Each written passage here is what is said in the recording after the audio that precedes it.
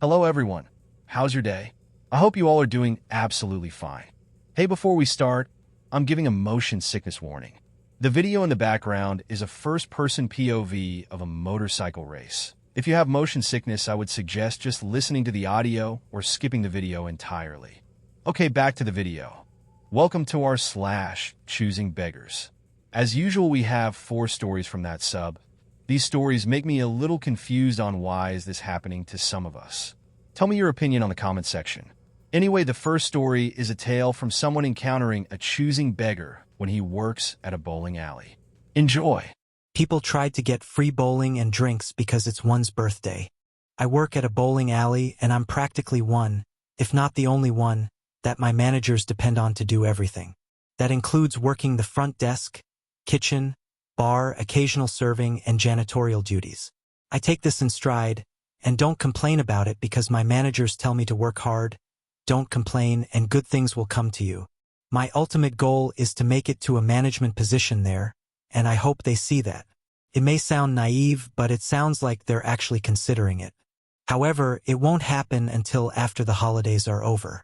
I think it's a bad idea to get promoted during the holidays because that's our busiest time of the year, and I'll just get thrown into the mix without the proper guidance. I was told to ask about it in February to April. It's a waiting game, but I'm willing to play it. Anyway, on with the story. One Saturday night, I'm working the front desk, bar, and kitchen simultaneously. At the time, it was dead. Since there's no one at either, I'm at the front desk when a group of 5 come in. I greet them and give them the rundown about pricing. Because it was a Saturday, prices were $9.99 per person per game, with shoe rentals being $5.99 per person. One of them started saying, "It's my daughter's birthday." Immediately, I just say, "Okay."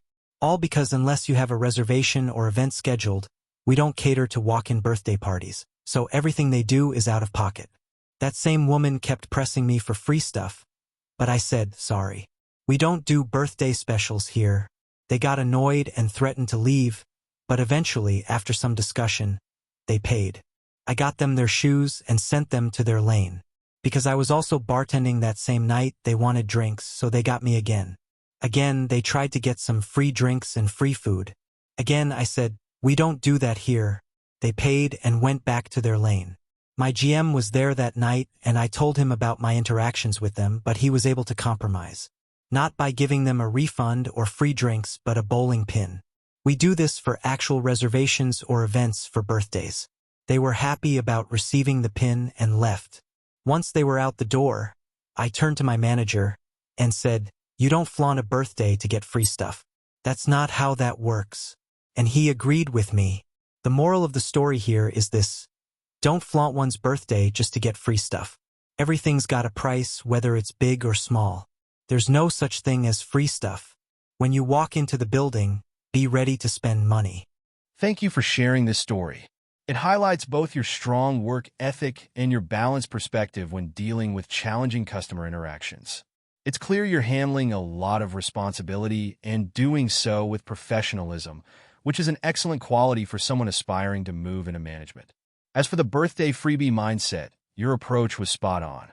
Handling entitled behavior with professionalism while staying firm on company policies is a skill that will serve you well as a manager. Next time, get up earlier. TLDR, a CB wanted my place in line. Years ago, when my wife and I were young in our careers, broke as hell, our oldest boy's only Christmas wish was a laptop computer. This was way out of our reach financially, so I had been looking everywhere for a good deal on one. I found an ad for a Radio Shack holiday special selling a pretty decent laptop for under $200 in their Black Friday sale. This was, at the time, an incredible price. I went down to the Radio Shack and chatted a bit with the staff to find out what to expect and how many they had. They admitted to me that they only had one, and that they only had 1 or 2 of their other doorbuster items. They opened at 5 a.m. and the guy I chatted with recommended that I arrive early if I wanted it. Okay, maximum effort. After our Thanksgiving dinner, I took a turkey-induced nap, and after we put the kids to bed, I headed down to the strip mall with a book and a camp chair. I was the only one, so I set up right by the door. It was after midnight before anyone else arrived, and people trickled in between then and about 3 a.m. Everyone was pretty chatty about what they wanted. At first I was the only one who was there for the laptop. When it got closer to opening, there were some different sorts of people showing up. Some trying to talk their way into line, buy a spot for $20 or whatever. About 4 a guy rolls up in a flashy car, some luxury brand, I don't remember, and comes straight to the head of the line with his Starbucks coffee in hand. He gives me a story about how his kid has cancer, and that kid's only Christmas wish was that specific laptop. I tell the guy, sorry, but this was my kid's Christmas wish too. That's why I'm here. The guy keeps turning it up. He gets really mean and nasty about how selfish we all are, that we don't want to help a cancer kid, and gets right into my personal space. I keep telling him no, and his tone continues to escalate. At that point I stood up, folded my camp chair, and told him, I'm just some guy without much money, but I got up early enough to be first in line here. If my kid was battling cancer, I would have been here even earlier, and I sure as hell wouldn't have taken the time to stop for coffee. Either you're a liar or a terrible dad. But either way, I'm not moving. Next time, get up earlier. I'd like to say everyone clapped, but mostly they just tried to stay out of it and look the other way. The guy just went to the end of the line and everyone else looked embarrassed. The nice, chatty, excited vibe was gone.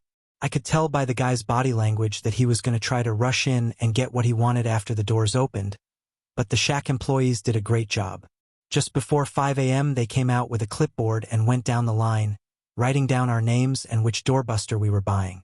Then they gave me a slip with the laptop model printed on it. They had all of the limited quantity items behind the counter, and I was out of there with laptop in hand in about 5 minutes flat. Next time, get up earlier.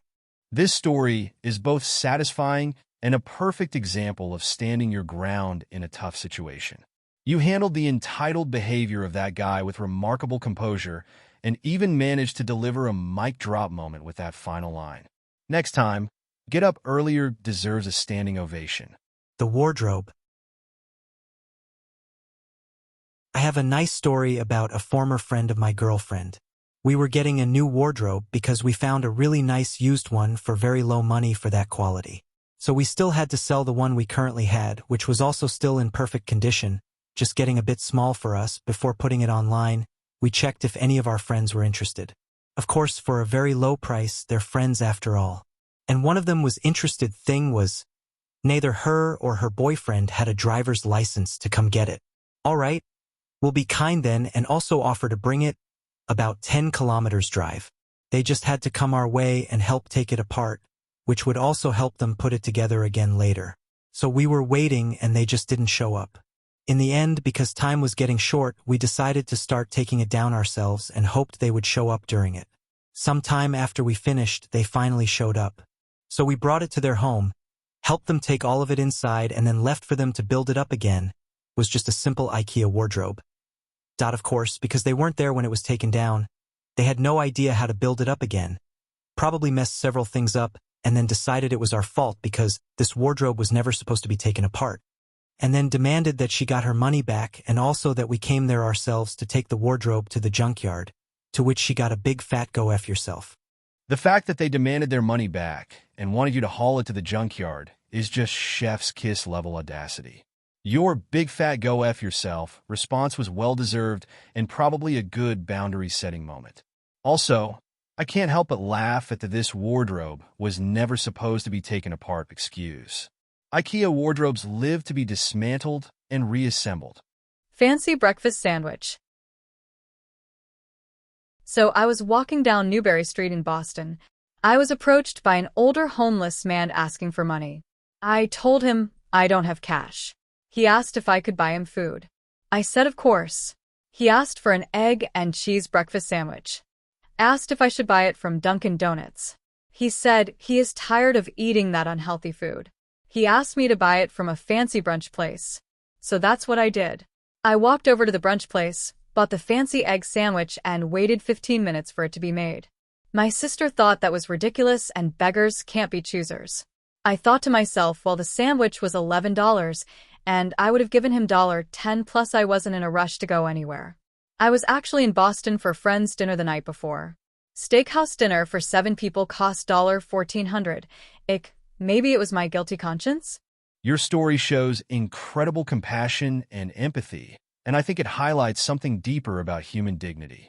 While your sister's beggars can't be choosers mindset is a common perspective, your actions reflect a more generous and thoughtful approach. You recognize that, even though the man was homeless, he still had preferences and deserved to have his request honored. That's a profound and empathetic way to see the situation. Hey there! If you've made it to the end of this video, thank you so much for sticking around. Your support means the world to me. Don't forget to like, comment, and subscribe if you enjoyed it. It really helps out the channel. And if you want more content like this, make sure to hit that notification bell so you'll never miss an update. Thanks again, and I'll see you in the next one. Stay fine.